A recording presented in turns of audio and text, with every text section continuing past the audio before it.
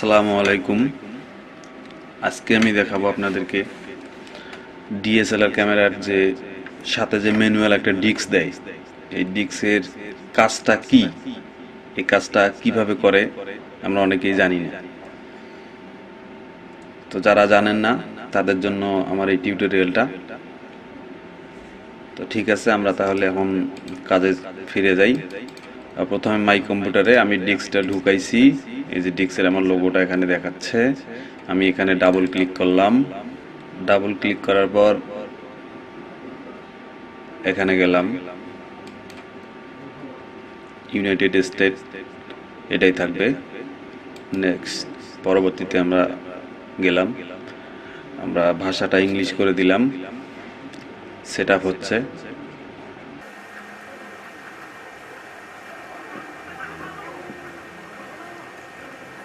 Easy easy installation.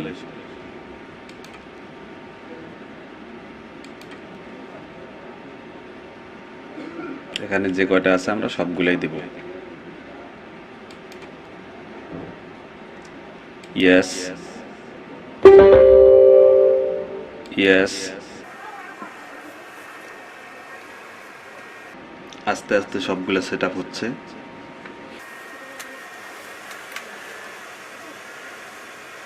আমার ভিডিওগুলো যদি আপনাদের ভালো লেগে থাকে অবশ্যই আমার চ্যানেলটিতে সাবস্ক্রাইব করবেন। আপনাদের যদি কিছু বলার থাকে কমেন্ট করে জানাবেন।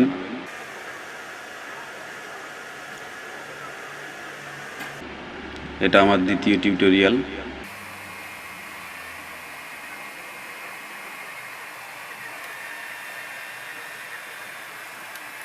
ওকে হয়ে গেছে? না, এখনো হয়নি।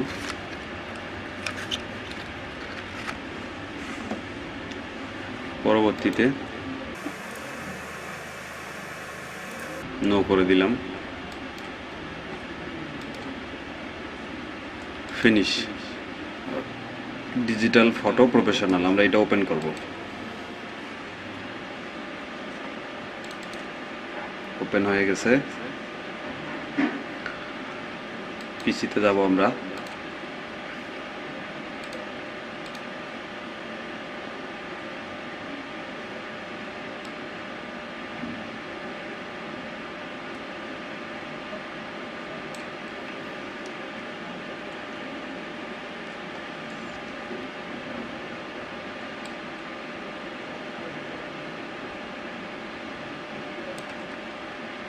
এখান থেকে একটা ছবিতে আমরা ডাবল ক্লিক করব। ওপেন হলো, ফুল স্ক্রিন।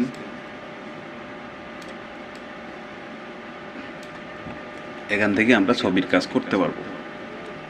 এইখানে যে ছবির কাজটা হবে আর আপনার হচ্ছে ফটোশপের যে ছবির কাজটা, সেটার মধ্যে একটু ভিন্নতা আছে।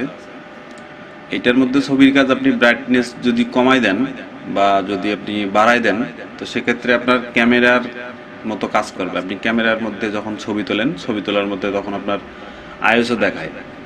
আইএসও আপনি 100 দিবেন বা 600 দিবেন, 1600 বা 3200 দিলে যে আপনার ব্রাইটনেসটা বেশি হয় বা কম হয়, সেই কাজটা করবে।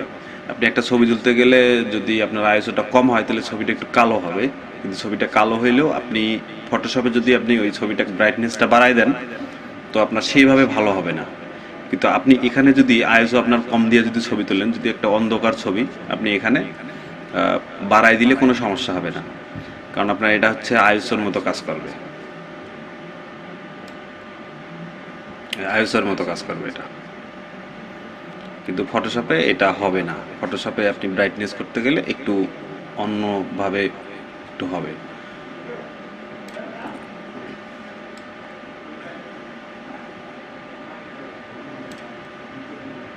আমি কাজ করতেছি, দেখেন,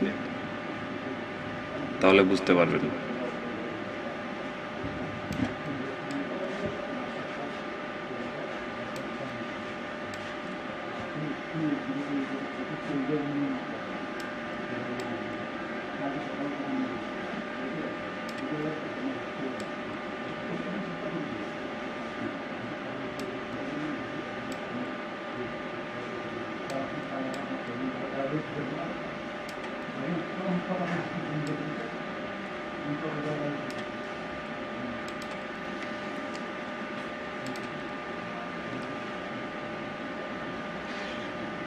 এখানেও কিছু সিস্টেম আছে, এখান থেকে আপনারা করতে পারবেন, এখান থেকে করতে পারবেন। অটোমেটিক সিস্টেম কিছু দেওয়া আছে, করতে পারবেন। এখান থেকেও করতে পারবেন, এখান থেকেও আপনারা করতে পারবেন।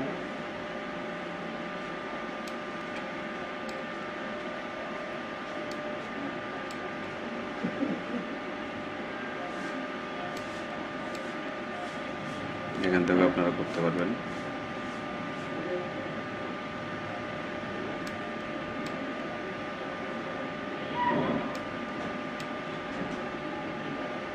এখান থেকে করতে পারবেন।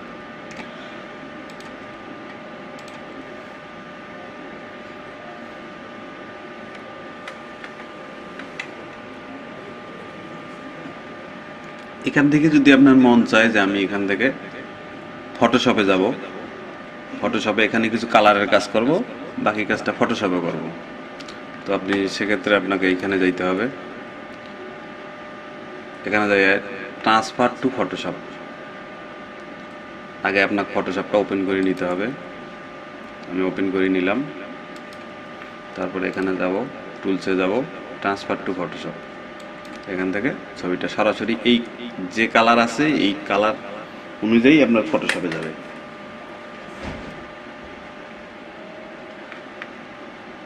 সেম কালার ওখানে আমরা যেভাবে এডিট করছি সেই এডিট করার পর যেটা আসছে সেই অবস্থায় আপনার ফটোশপে চলে আসছে। আপনি যদি একটা ছবি ওই এই সফটওয়্যারটার মধ্যে যদি আপনি না আনেন, ডাইরেক্ট যদি আপনি একটা ছবি ডাইরেক্ট নিয়ে যদি আপনি ফটোশপে এখানে যদি নিয়ে আসেন, নিয়ে আসার পর যখন আপনি সেভ দিবেন তখন আপনার ছবিটার রেজলিউশন কমে যাবে, 2 মেগাবাইট বা 3 মেগাবাইট এর ভিতরেই থাকবে। কিন্তু এখন আমি এখান থেকে যদি ছবিটার কাজ করি, এখান থেকে আমি একটু ছবিটার কাজ করব, এখান থেকে আমি কাজ করার পর যখন আমি ছবিটা সেভ দেব তখন এটা রেজলিউশনটা নষ্ট হবে না। পাট পাট করে নিলাম।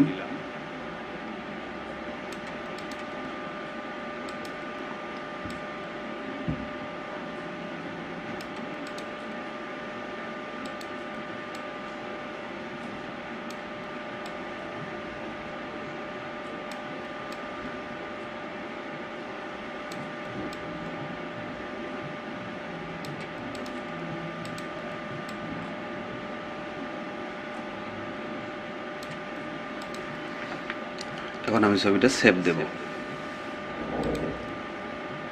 কোথায় সেভ দেব? ডেস্কটপে সেভ দেই।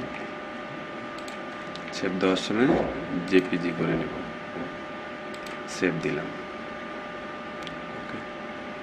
যা আছে তাই এখানে দিয়ে লার্ক ফাইল এখানে দিয়ে সেভ দিলাম।